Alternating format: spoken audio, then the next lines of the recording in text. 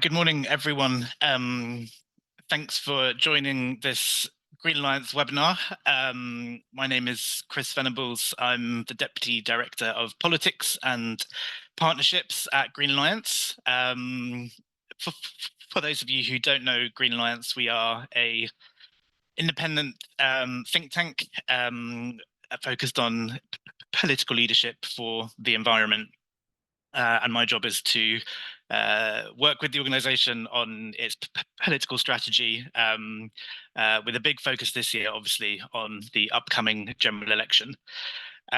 This is a webinar series that we're running. This is episode 1, so thanks for those of you joining for this first one.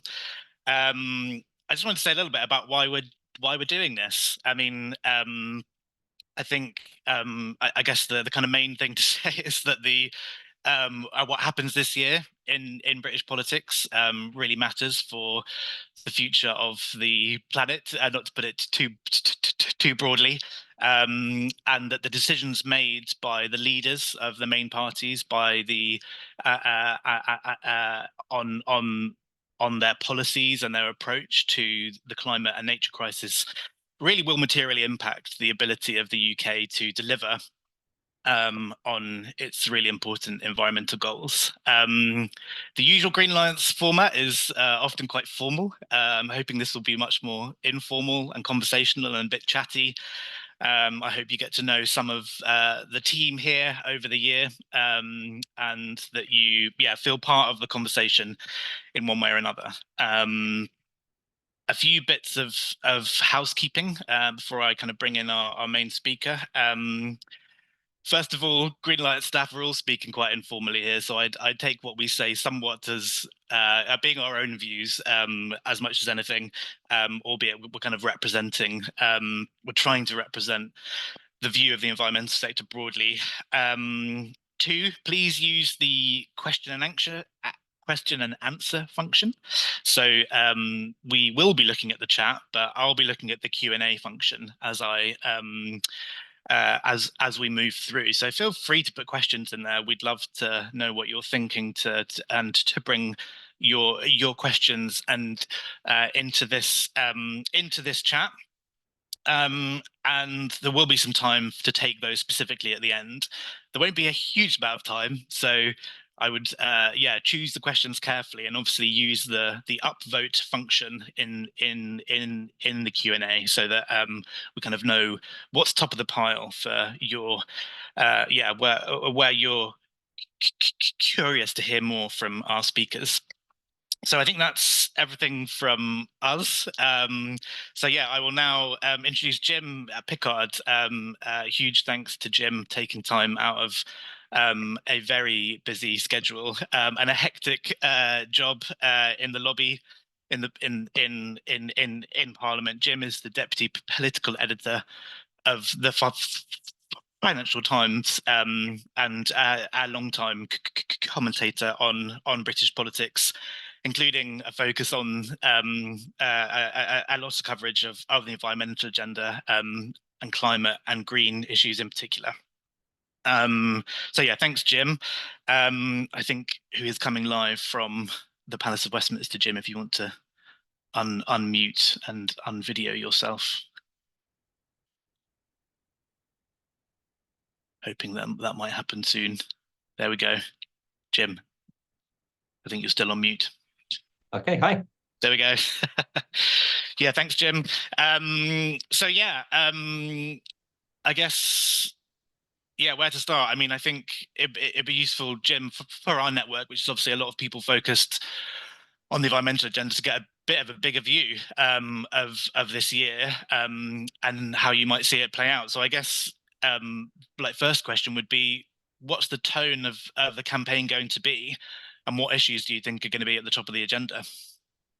So I think, interestingly, both the Labour Party and the Conservative Party think that they can fight this election on the economy, which may be surprising to hear that from the Tories, given the damage from the mini budget under Liz Truss not much longer than a year ago, which of course sent financial markets into a tailspin. and which has left the Conservative Party with very much a sort of lagging behind in the opinion polls, which they haven't really recovered from very much since and despite Liz Truss's departure. But I think they believe that Rishi Sunak can still present himself as the guy cleaning up the economic mess. They can point to how a lot of the economic mess didn't come as a result of Liz Truss or previous decisions by his predecessors, but was partly an inheritance of Russia's invasion of Ukraine and what that did to energy markets and how that's prompted inflation around the world. Whether the public believe that or not is another question. The argument is going to be, we're still clearing up the mess, but we have tax cuts that we've started a few tax cuts, and they're going to be more in the March budget. And what's very interesting is that the Labour Party is, of course, going to say, well, people are worse off than they were 5 years ago. People, suffering from cost of living crisis, inflation in food, inflation in mortgages, inflation in basically all sorts of costs. And they're basically just appealing to people's economic self-interest, which is what often happens at elections, and saying you're worse off. So give another party a chance. And by the way, they've bequeathed us a whole load of political chaos and unnecessary scandals and all the rest of it. But where the green agenda is going to tie very heavily into the economic agenda is that, of course, Labour has this signature green policy called the Green Prosperity Plan that a lot of you will have heard of. Because it started life as a £28 billion a year of extra borrowing when it was first announced by Rachel Reeves 2 and a bit years ago, at a time when interest rates were close to zero and governments could borrow for free, basically because we are now in a different situation where, because of inflation and interest rates being higher, this is a much more expensive policy. It is being identified by the Conservatives as Labour's Achilles heel. It is something that you will hear Rishi Sunak repeating again and again, that Britain can't afford this level of spending for low carbon infrastructure. And the Rishi Sunak argument will be, even if they don't borrow anything like 28 billion, and this policy has been through various iterations and is now below 20 billion and could be as little as zero. But Labour doesn't have this extra borrowing somewhere between £0 and £20 billion a year by the end of the next parliament. It's been delayed as well. But despite Labour trying to kind of make this policy politically more bomb-proof, it is still kind of a vulnerability for them. And the Rishi Sunak argument will be, because they will have these higher interest costs every year, they will have to put up taxes or cut public spending to do that, whereas we, the Conservatives, can just cut tax anyway. So in a way that will not be very comfortable for people who believe strongly in the green agenda, this is going to be politicized in quite a heavy way by the end of the year. So that's what... Sorry, Chris.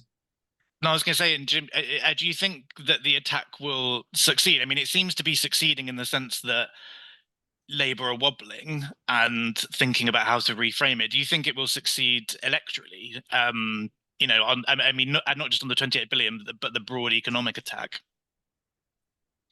I mean, I think that the way to see these things are that if you poll the general public does believe that climate change is real, that it's a major threat. They love wildlife. They don't want the world to go up in smoke. Okay, so, but that given, they don't necessarily want to see lifestyle changes for net zero 2050, which cost them a huge amount of money, which is something that Rishi Sunak recognized the politics of last summer when he delayed the introduction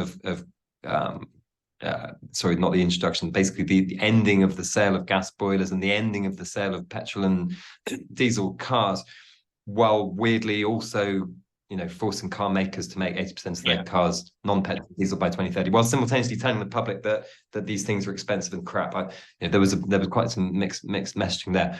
But my point is, I think that, people don't follow politics desperately closely if you're talking about the average voter, and they have perceptions of the parties which they can change over the years, but there is a perception of the Labour Party that it spends too much. There's a perception of the Conservative Party that it's a bit cold-hearted and doesn't care about things like the NHS And no matter what those two parties do on these different issues, they can't budge those deep-seated views. And therefore, the Conservatives know that by pushing, they're not going to be saying the purpose of the green prosperity plan is a bad thing. They're not going to be saying we don't want more wind farms, we don't want to insulate homes, we don't want green steel, we don't want gigafactories. The Conservatives will maintain that they want the same things, but they will maintain that they can be paid for by the private sector or they can be paid for by the state in a more gradual kind of way, and that you don't need to borrow a whole load of money. And I have no idea whether it will be effective or not. The counter argument, which is that you guys, the Conservative government, crashed the economy a year and a half ago, and we are all still reeling from it, will be a very powerful counter argument from the Labour Party. And the fact that interest rates were going up anyway because of Russia's invasion of Ukraine, of course, will not get in the way of this very good narrative that it's all Liz Truss's fault. Whereas I think a lot of people listening will recognise that she nudged the dial and made things worse and did nearly precipitate a financial crisis in a sort of sub-market of the insurance market. But were mortgages going to go up anyway? They were going to go up. Yeah. And sorry, just to go back to the question of the tone of the campaign, obviously that there's been a lot of talk about how this will be quite a kind of quite nasty, kind of low blow year. Like, is that your sense as well in terms of how you've covered elections in the past? Does this have a particular kind of tone or flavour to it? So I think there will, of course, be nastiness. I take some comfort in the fact that our politics is pretty benign compared to what's happening on the other side of the Atlantic, and the race for the US presidency, which could coincide with the British elections, where I'm expecting both of them around November, that is going to be vicious beyond compare, I suspect. But you're already getting a bit of a flavour of it with the Labour Party attacks on Rishi Sunak. Keir Starmer the other day at PMQ sort of said Sunak, I think the phrase was something like, didn't get Britain. And some of Sunak's supporters questioned whether that was sort of dog whistle racism. Labour obviously denied that.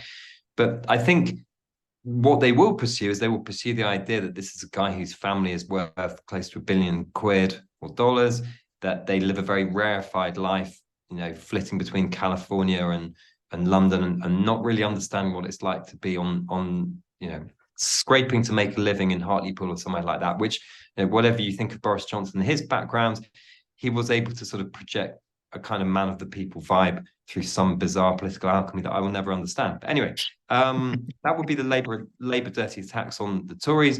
The Tory dirty attacks on Keir Starmer that we're already seeing will mostly relate to, there'll be a bit of attacks on, you served under Jeremy Corbyn, who loved the IRA and various terrorists. Why did you not do the honourable thing and step back like a lot of other centrists? But they will really dig into his time as director of public prosecutions and his time as a defence barrister. You're seeing that already, and lo and behold, it turns out that a defence barrister represented people who've done bad things. Whether that gets traction politically or not, I've no idea. But it's quite possible for those people who already had a bit of a feeling that he's kind of a liberal lefty, Hackney kind of person, North London loony left lawyer. It will harden the perception that some people might already have. I don't know what it will do in terms of swing voters and whether it would change their minds particularly, because I think a lot of people understand how the legal system works. Yeah, and so just back onto the environmental agenda. I mean, obviously, as you say, the big question is around the economy, how Labour decide to approach the story around the Green Prosperity Plan and their ability to successfully navigate in a way the attacks through, I guess, what they're doing at the moment, which is the lower bills, energy independence kind of narrative. What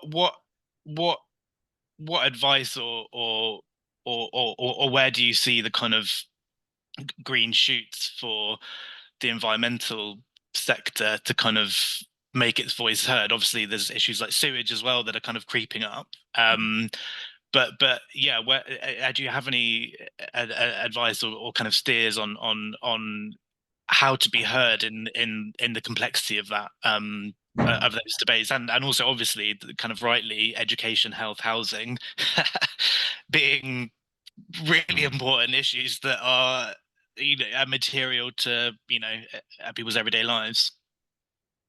Yeah, I mean, it's one of those things where the nature of being in opposition for 5 years between elections means that a lot of policy making is done not necessarily seen through the prism of how will this work 1 month out from election day. And it's more done kind of like, what do we believe in and what would we like to see happen? And you sort of wonder whether individual members of the shadow cabinet came up with their own policies, and now it's sort of, as they're moving towards the manifesto process, they're trying to sort of harden it into a singular narrative that makes sense of some kind of policies that have popped up here and there, and then they've had the kind of fiscal austerity put over the top of them. So you have, the way I would explain Labour is you have a situation where on certain defensive issues such as immigration, crime, and I suppose fiscal responsibility, but yeah, immigration, crime, Brexit, they sound very much like the Conservatives because they just see it as areas where they're traditionally vulnerable and they want to say as little as possible.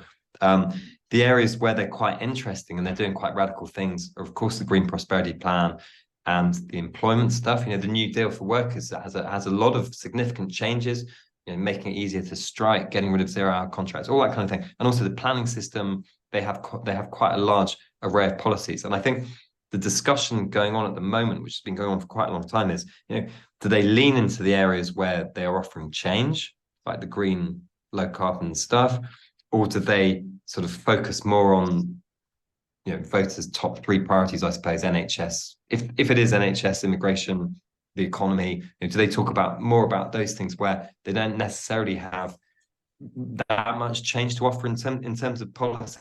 And I think, we're in the manifesto process now for Labour, where they've all been told to finalise their manifesto policies by February the 8th, which doesn't mean we'll necessarily see the final manifesto. That doesn't come out until Rishi Sunak calls an election.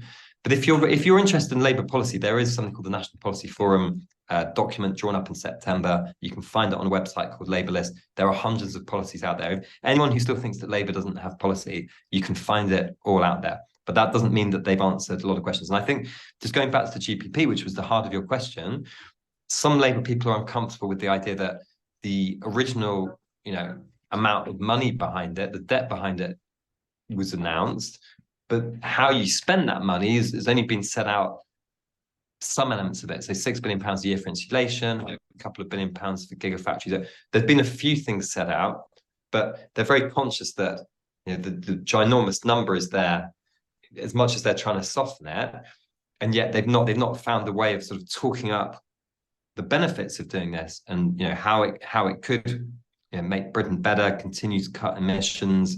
I mean, people like Ed Miliband talk about green jobs all the time, and they talk about potential for getting bills down, but it's not clear that the entire party is pulling in the same direction on that. It's almost like they don't have the courage of their convictions that this is something that they can sell to the public.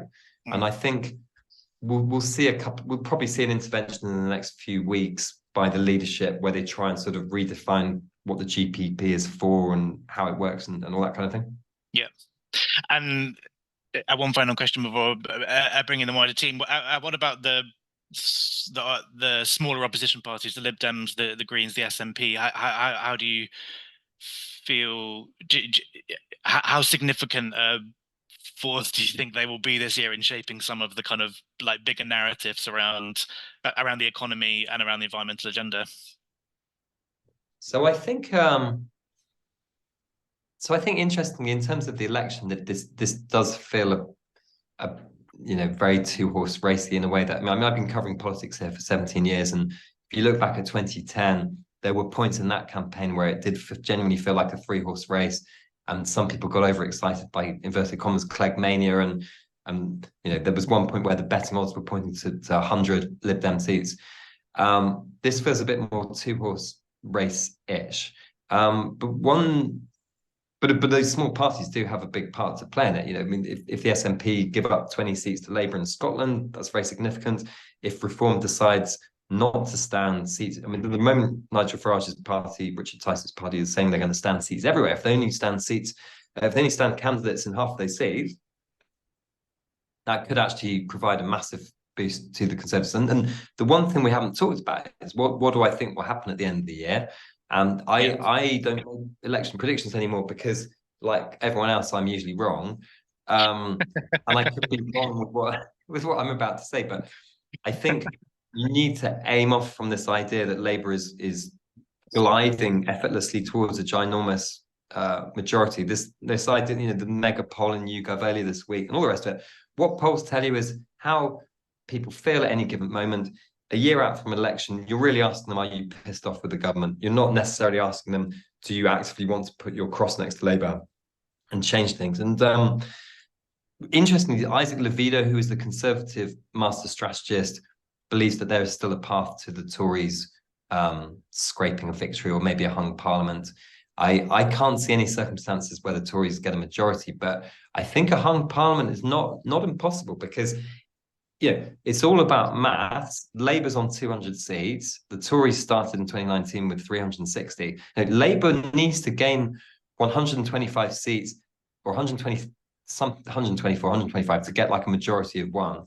And yes, they might sweep back 50 red wall seats. Yes, they might take 20 in Scotland. They might take 50 or 60 or 70 of the kind of swing heartland places like Swindon and Bedford and Thurrock or wherever. But you soon get into seats with a majority of over 10,000, which I just feel that people who've been watching by-elections recently and have been watching the Tories lose majorities of 20,000, that is giving you a very erroneous impression of what actually happens in a general election when there's much higher turnout and where the stakes are very different. Yeah, and just on Levido and the Conservative Party, obviously there's a lot of concern that on the following the Sunak speech, as you say, there's this weird disparity between some of the rhetoric and then some of the reality, stepping back from the internal combustion engine phase out, but then like pushing forward with the zero emissions vehicle mandate, stepping back from the gas boiler phase out, but then like pushing forward with a similar mechanism on heat pumps. But I guess there is quite a lot of nervousness that the party, albeit taking what you said there, Jim, around the likely outcomes, in the case that the Conservatives do lose the election, that they drift further to the right on these issues. Would that be kind of like your assumption as well, and something that we should be concerned about, I suppose, in the context of people invested in some level of across party consensus on these issues? Yeah, I mean, but the way to think about the big political parties in particular is that they are coalitions of very different people, and within the Conservative Party you have very moderate people like, let's say, Alex Chalk or Vicky Atkins or whatever, and then you also have people like Craig McKinley, who is a complete anti-net zero warrior, and they're in this big tent. And so what Rishi Sunak was trying to do last summer was he was trying to keep momentum going towards net zero 2050, maybe on a slower trajectory. So sort of slowing things down to keep those right-wing people, I'm not calling them headbangers, keeping them on side, whilst also trying to pursue the aim, which we don't think Rishi Sunak's very excited by green issues, but he is in the mainstream of sophisticated opinion in terms of not wanting the world to fry. So he's trying to balance that. Of course, the Labour Party is balancing getting votes from a sceptical-ish or self-interested Middle England with a Labour membership who, you remember, under Jeremy Corbyn, voted at Labour conference for net zero 2030, which a lot of experts believe is literally impossible. But the Labour membership is trying to pull Keir Starmer much more in a environmental and left-wing direction, and the Tory grassroots is pulling the other direction. So to answer your question about what will happen if the Tories end up in opposition, I think they, depending on who wins, they will be liberated from that sense of having to do the right thing to some extent, I think, and they will reflect more what the membership thinks, which is more net zero skeptical. And I think, if the right-wing media, and I won't name any brands here because we're not on Chatham House rules, but there are certain media brands that have been quite vociferous against the government on net zero under a Conservative government, if they're that aggressive right now with their political allies, a Labour government, I think they would be much more savage in terms of attacking anything that hints at net zero measures that cost money. So I think that would be interesting. I mean, I think the Donald Trump situation, of course, and I'm not an expert in American politics, but the Inflation Reduction Act will look very vulnerable if Donald Trump comes back as US president, and that could have a major setback for the world's progress on addressing climate change. But of course, from a sort of perspective, I guess, of European or British low carbon industries, if Trump, eviscerates the era, is there an opportunity there for Europe or Britain to become, relatively leading within Western countries on those industries? I don't know, and it's not a great prospect, but it's interesting to think about. Yeah, I think we've been thinking about that too. If the elections in those countries, including the UK and the US, play out as we think they might, there's a world where Starmer is a progressive on these issues and in quite an important leadership role, which is interesting, as you say. I'm going to bring in everyone else. Thanks, Jim, for those insights. So just going to bring into the conversation Holly Brazier Tope, who's head of politics at Green Alliance. Spent the last 5 years working in the depths of the House of Commons for the Labour Party.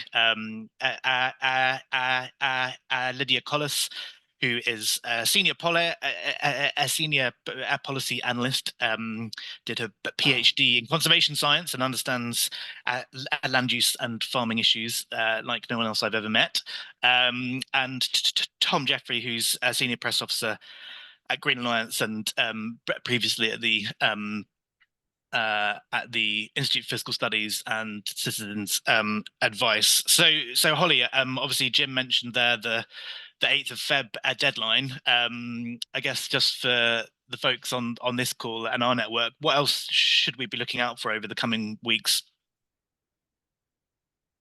Hi, I think there's lots of different ways of looking at it. I think in the next month, what has happened in say the past month is really shows how little you can predict, because the post office scandal just completely took over, right? For the whole of Christmas, it's totally it's a symbol of how much Jim ran through all of the major plans that all of the political parties have, but how much international events and things out of their control can just dictate the entire media narrative for weeks to come. And I think there's so much of that has the potential to come in the next month or so. And we've obviously got 2 by-elections going to be mid-Feb, which will either be big or not. Jim pushed on Trump, and I think what happened in Iowa was a bit of a wake-up call to a lot of people that actually that could have, what happens in the States might have a massive impact on what happens here. And you've got people like Jacob Rees-Mogg coming out yesterday saying that, I would rather have Trump than Biden, and how much is that going to shape the narrative going towards the election here? Actually, does that mean that November is a very dangerous time for us to be having an election? Where does that place both parties? And I think that there are, with all of that context and the conflicts around the world, who knows the impact that will have on people's bills and exacerbate the cost of living crisis. All of those impacts aren't known, but there are still things that are constantly happening on climate and nature. Like we've got the offshore petroleum licensing bill on Monday. Again, described, the Rwanda vote was described as like parliamentary wallpaper. I think people are viewing this in a similar light, that it's just like, it's politicking. It's not going to make an actual impact to the energy crisis and the real root causes of it. But it is a very, it is a big symbol of where we're at in terms of British politics. Also, the 28 billion is the classic. You can pretty much write the script at the moment for what everyone is saying and how worried people are. And I think it's a real question for the entire environment sector on how we respond to that and where we want the parties to be, how we can shape the narrative going to the next election. And I think the next month will be pretty crucial as we go towards the spring budget. And obviously, it sounds like Labour are just incredibly focused at the moment in all all departments on this February the 8th deadline, and they pretty much can't think of anything else. But the irony and the impact of what that means to the sector is, do we get, half a line in the manifesto on something? Because that's what we're talking. Will they mention, industrial decarbonisation? Will they mention sewage? Does it set things up enough for them to develop policy around that stuff? So I think we will see what happens, and who knows how much we will then see after that February the 8th deadline. But I think the main focus is going towards the spring budget. People feel like there's a bit of a kind of pause at the moment, that maybe people can tread water until then, and that Labour won't make any announcements on the GPP before that. But we'll have to see if that holds. Thanks, Holly, and Jim, aware you're going to have to jump off soon. What things should we be looking out for over the coming weeks? Any kind of big stories, big moments that we may be a bit below the radar at the moment? Yeah, I mean, I think the main events in the lead up to the election are budget, really, local elections in May, where the Conservatives are going to get absolutely toasted, I think. The reason for that is because these are the areas which last went to the polls for local elections in May of, no, when would it have been? It was when Boris Johnson had a vaccine bounce. I think because of COVID lockdowns, there were kind of two sets of local elections in 1 year. It coincided with Boris Johnson's election bounce when he was super popular. Labour was on the ropes. They had the Hartlepool by-election where Conservatives took the least likely seat in England to turn Conservative. And so the headlines in May are going to be terrible. And that will be the point where a lot of people think that the Tories are totally written off and they have no chance at all. But just remember that in 2019, Labour was 10 points ahead at the start of that year. And of course, circumstances changed because they got rid of Theresa May and they brought in Boris Johnson. And then Labour suffered its worst loss in nearly 100 years. And I started talking about Isaac Levido, saying that, the Conservatives still do have a chance.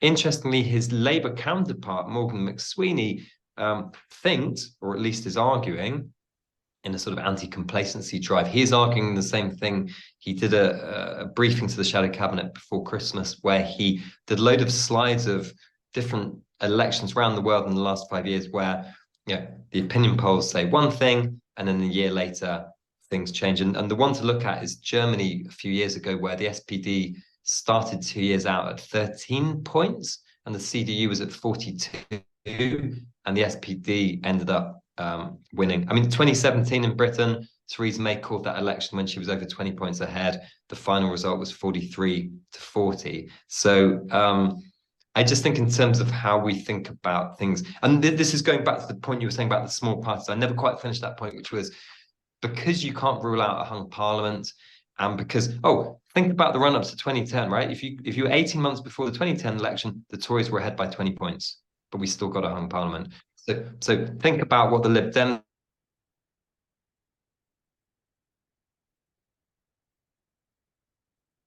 the Lib Dem manifesto could really matter, and the SNP wouldn't actively go into government with Labour, but they might be crucial in terms of propping them up. I know it sounds mad when every other poll says that there's going to be a landslide, but let's wait and see. Thanks, Jim. Have you got time for one more question, or do you need to run? One question, then I've got to go. Thanks. Wicked. There was a question specifically to you around kind of misinformation and disinformation and the kind of increasing. I guess you mentioned it before in terms of the attacks on net zero, but what role do you think that could play in the election? And do you think? Yeah, I mean specifically on the kind of climate side. How should we be thinking about that? I think misinformation in elections is always it's always kind of an occupational hazard. But in the past, that misinformation was kind of people it was politicians and the mainstream media bending the truth or exaggerating the truth, or kind of like, you had to read to the end of the story to get to the thing that made total sense of it. But both sides of it were in there somewhere. I think the problem with the social media age is that people end up in kind of fragmented ecosystems where everyone agrees with each other. There is no sense of two sides to all these arguments. And yeah, you can see, I've had several conversations this week with Labour MPs where they're very concerned about teenage boys, getting obsessed with Andrew Tate material and that kind of thing. Whatever you think of the mainstream media, it didn't have, obsessively one-sided climate change is all a hoax type stuff. I mean, there are some publications that are flirting with a bit of that, but I'm very worried about conspiracy theories, misinformation, and of course AI as well. And we could see the first kind of deep fakes. We saw a Keir Starmer one during Labour conference, which was quite credible, where it sounded like he was shouting at one of his staff. I think we'll see a lot of that in the American election. I mean, I still sort of believe that our parties are still kind of decent enough to, if they see the deep fake. I mean, what we saw was quite reassuring in October was when that Starmer deep fake happened, Conservative ministers like Tom Tugendhat said, "This is rubbish, please ignore it." Probably because they're conscious that they could also go the other way. Yeah. Stuff. Yeah, we have all these concerns. And look, a lot of people have noticed this week that Twitter has got these community notes, and therefore when the Tories put out various statements attacking various people, you get the other side through the community notes, even if the community notes are arguably not accurate either. You do have it both ways, but I don't think Facebook does that. I'm sure 4chan or whatever doesn't. I think there are all sorts of ways people are getting information where they're not getting both sides of the story, and I find it depressing. But yeah. I don't end on a depressing note. Sorry.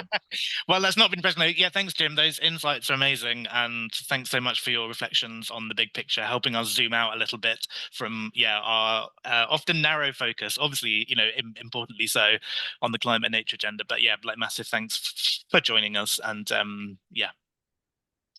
Thanks very much. Cheers. Brilliant. I'm now going to ask a few questions of Lydia, who, as I said before, is our kind of expert on our conservation science and land use issues. So Lydia, what's at stake in this election then for the biodiversity crisis? Why should politicians care? So I think politicians should care for a couple of reasons. One is that we have got a legally binding commitment to end nature declines by 2030. So that is very much a challenge for the next government, and currently trends are going in the wrong direction. But I suppose the main reason why politicians should care in the run up to this election is because the public care so much. And biodiversity it's oversaid that we rely on it, but I suppose it's also an indicator of the state of our natural environment. So, for example, 1 in 4 of our freshwater fish species are facing extinction. That's because our rivers are polluted, and that means that people aren't swimming, aren't enjoying the recreation activities that you can have on those rivers. If we sorted out the rivers, biodiversity would bounce back and people would get all those benefits as well. So it really is important to people's lives, and people are already paying the costs of the lack of biodiversity, the loss of biodiversity that we've had through things like having to pay for water treatment, but also climate change impacts on food and all the rest of it. Yeah.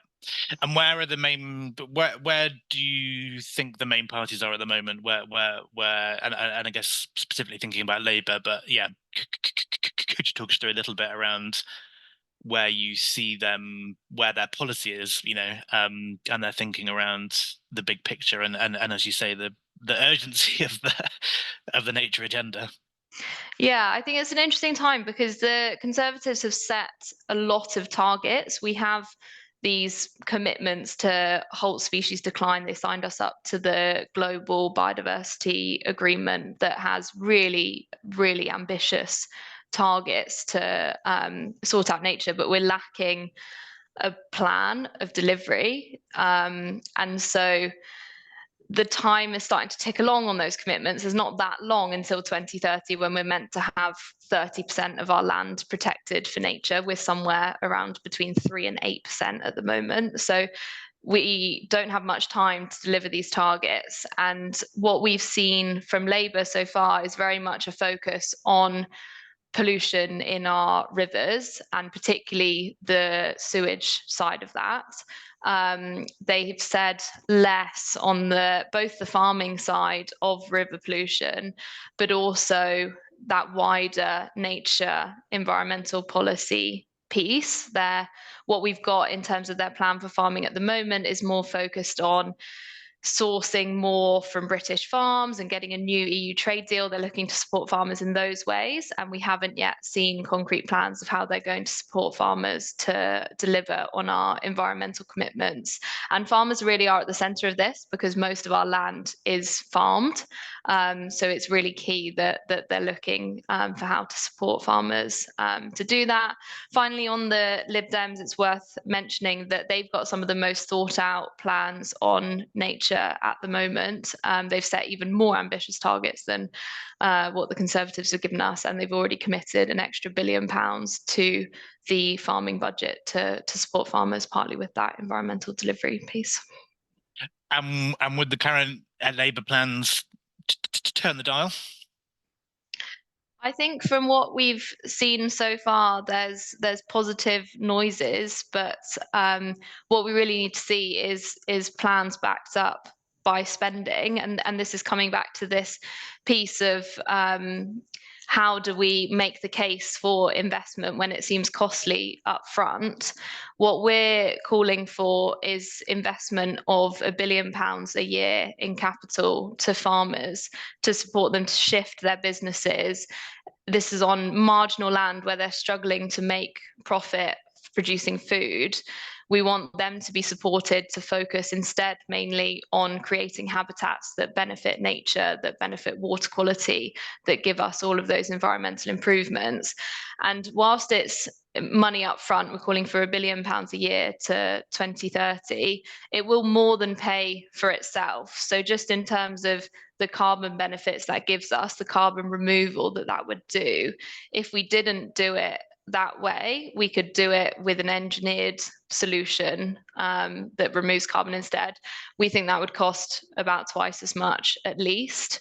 So that's only one benefit that habitat creation gives us. So it does more than pay for itself, but it's sort of hidden costs that would be avoided, which makes it slightly harder to make that case, because you're saying this thing that might happen, we can do it cheaper this way instead. So it's just a slightly harder argument to land, I think. Yeah. Well, thanks, Lydia. That's a really helpful overview. So, Tom, on the media side, you can now talk about Jim freely now that he's gone. And sorry, I've seen a few questions in the chat for Jim. Sorry, we didn't get to those specifically. I'm sure we could try and follow up and get some steers on those. From him, but yeah, what role do you think the press and the media will play in shaping the conversation? And Isabel from CPRE, we can definitely share the figures. But yeah, Tom, what role do you think the press and media will play in this election? Where should we be? What should we be looking out for? Yeah. Thanks, Chris. I think I want to start out gently by just saying that we often make some assumptions about how the media shapes public conversation and which media matter. So people may remember a famous headline in 1992, "It's the Sun what won it," which was in the Sun. And the Sun had endorsed John Major, and then he won. And there was sort of two big shifts in the Sun's editorial line. So they shifted to Labour in 97, back to the Conservatives in 2010. And there's this really interesting research paper from some academics looking at how that influenced the popular vote. And what they found was that 2% of the popular vote can be attributed to those editorial shifts in the Sun, which is big, but it's really not decisive. And also, when you kind of dig into that a little bit, we see that Sun readers may have changed their party preferences in response to the Sun's editorial line changing, but their political preferences didn't change. So they may have made a different decision at the ballot box, but what they generally believe in didn't shift in response to the editorial line. But I think the outsized role we give to newspapers and how we think about politics as the UK public kind of persists. So, for example, there's this rumor that in Labour HQ, every announcement must be written up for the Sun, the Mirror, and the Mail. And that doesn't really reflect the media that people actually consume. So if we were kind of following the numbers in terms of the media that people actually pay attention to, so the UK population as a whole, I think we'd be paying a lot more attention to broadcast media. So the media regulator Ofcom has some really useful statistics on what people actually consume day to day. And they think that BBC One reaches the most adults in 2023, so 49% are engaging with BBC One. ITV is second on 34%, and then Facebook is the third largest news source on 30%. And what I'm getting at here is that, papers, the Daily Mail, even with its formidable kind of wide-reaching website, reached 14% of UK adults in 2023. And then The Guardian, again, with a huge kind of bit of digital, a huge digital arm as well, reached 10% of people. Now, I think why that's important is not just because it's a bit counterintuitive. It's also because people are often passively engaging with broadcast media. So I was listening to the head of BBC Breakfast yesterday, and he said, "My job is to make you late." And what he was reflecting was that 5 million people are switching on BBC Breakfast in the morning, but they're doing it in line with their kind of daily routine. And real win for BBC Breakfast is if they can get you to actively engage. Another thing I'll just say there is that if broadcast media is much more important to how people engage with the news, they're engaging with it in the form of images. And so how things look, how things feel become much more important. And then, often political campaigns can be more salient in that respect. Dominic Cummings often credits the success of the Vote Leave campaign to, Greece being on fire on people's screens when mainstream politicians were telling UK voters that everything was okay. Okay, so I think we pay a lot more attention to broadcast media if we want to understand how the media shape people's opinions. I think another really significant thing to take into account is that only half of us are seeing climate news on a regular basis. So there's a study from Oxford University, the Reuters Institute for the Study of Journalism, and they were finding that last year, 54% of British people saw, read or heard any news about climate change in a typical week last year. That's up from 46% in 2023, but not hugely encouraging. And we should also be thinking about, the 20%, the 1/5 of the British public who are actively avoiding climate news, about 18% avoiding news in general. So I think the main challenge, and maybe I'll pause here, is not necessarily that the media is kind of shaping public discussion on climate change in a significant way. It's just that people may not be seeing climate news at all. And if they are engaging with it, it is often on the level of kind of images and kind of passively kind of seeing what's going on rather than active engagement and someone telling them what to think. Thanks, Tom. That's really helpful. I guess one last quick question then. What do you think the big risks are for the environmental sector in terms of how the media conversation might play out, or albeit, as you say, well, I guess actually the main risk you're saying is that we don't get heard at all, as opposed to that there are, obviously we spend a lot of time worrying about the backlash around the Telegraph, around the Times, Yeah. Sometimes increasingly the Times. But the point you're making is that's important. Lots of people aren't even hearing the message, like the kind of core message around the agenda. Have I got that right? I think that's right. I mean, if we were to take for argument that the way the papers shape elite opinion, so the way they shape how politicians see things matters, then there are some encouraging signs. So there was a single editorial in 2009 on climate change.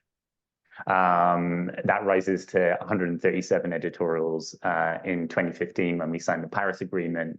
And in 2022, that's 414. So a huge rise in attention paid to climate change. But that started to drop last year. So there is this downturn. And I think, just not thinking about climate change could be a problem when there are lots of competing priorities. Cost of living, for example, mortgages, etc. I think also, if you kind of buy that argument that I've been making about the visibility of climate change, then some of the things that we're often concerned about in the environmental and nature movement often come into play. So just that climate change is such a big challenge. It's easy to attribute what we're seeing in the climate to other things. So, it's easy to think of flooding just as extreme weather. It's really easy to think of, El Nino and kind of shifting weather patterns being the driver of that, rather than, anthropogenic climate change. Yeah, I think there is an issue of salience as well as just how we think about what causes what and how that's reflected in media discourse. Great, thanks, Tom. Well, slowly the clock is counting down, so I'm going to start to wrap us up. Any final bits from Holly, Lydia, that you wanted to jump in on? Anything you didn't feel like you were able to say but you wanted to say? I think my only one takeaway from what Tom's saying is that the thing we know that the next election is going to be fought as a cost of living election, the state of the economy.